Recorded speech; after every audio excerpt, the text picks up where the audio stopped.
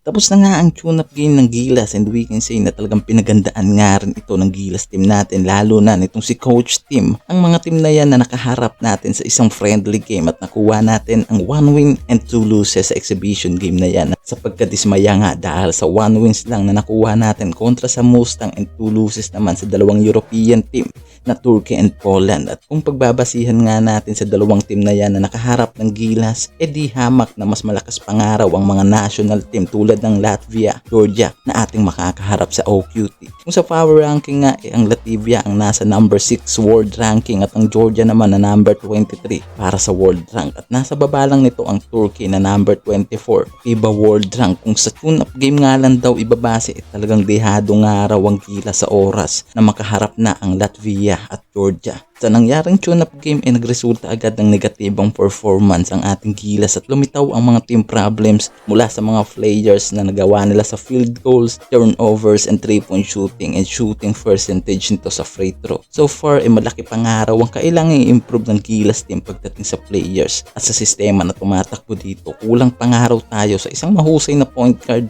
na didepend sa mga European players. Although meron tayong Dwight Ramos na nag-shine nga ang laro mula sa first tune-up game kontra Mustang at si G. Perez na naasahan din pagdating sa pagiging elite defensive player nito. Sayang nga lang daw at hindi nagamit ang veteranong point guard na si Scottie Thompson at malaking impact ang pagkakawala at pagkaka-ruled out nito sa team ng Gilas. Pero kailangan nga raw mag-adjust ng ating Gilas sa mga player na maaaring gamitin lang at available sa ating Gilas sa parating na OQT. Mula sa 14 pool na ginamit sa FIBA Asia game at ngayon nga inilabas na ng Gilas ang final lineup nila para sa OQT na parating. And take note dahil 11 player lang ang nakapaloob ngayon sa lineup na to ni CTC katulad nang inasahan natin na si Scottie lang ang wala sa lineup.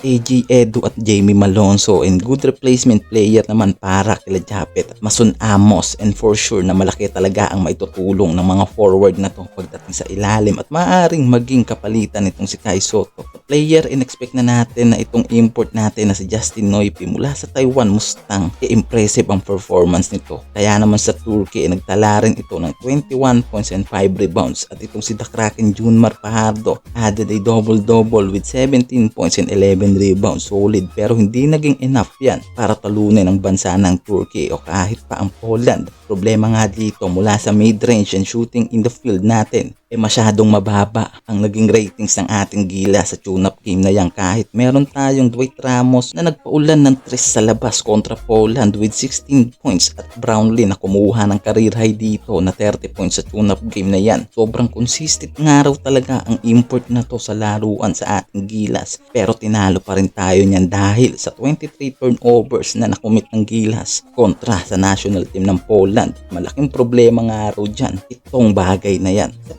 araw sa malaking problema dyan itong young center natin na si Kai Sotto na kahit mga simple shot na ginagawa nito sa ilalim sumasablay pa. Hindi pa nga raw nito makuha ang ma-perfect ang mga laruan pagdating sa ilalim. Maliit na bagay pero malaking impact para sa ating Gilas ang mga miss and turnover na yan. Kung gusto nga raw natin na tumapat at manalo sa mga European team sa FIBA OQT and any Olympic game na lalaroan ng Gilas kahit si Coach Tim Cone isang ayon sa pagpapalawig ng ating mga Gilas players mula sa mahusay na point guards kailangan din nga raw natin ng mga matitibay na power forward and forward with ability of athleticism and shooting from mid to range. Although meron tayo sa lineup ng Kai Sotto ngayon talagang pinapalabas pa rin ni Coach Tim Cone ang husay at versatility nito sa loob. Isipin mo isang 22-year-old center siguradong malayo pang araw ang mararating ng batang sentro na to. Talagang nakakabilib nga rin daw ang laro nito mula sa mga assist na ginawa nito para sa tune-up game. Isang 7'4"